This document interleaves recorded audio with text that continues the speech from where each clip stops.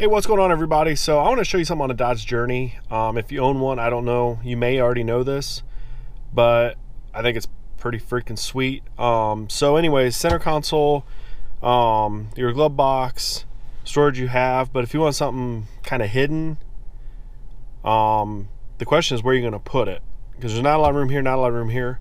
So I'm going to show you something I found on this Journey that I think is pretty awesome.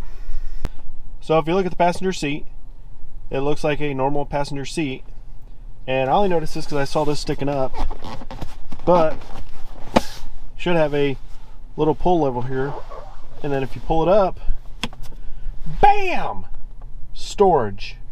There's quite a bit. Water bottles down there, got a towel. I mean, that's quite a bit of storage. So then you could just literally bam, and it looks like a normal seat.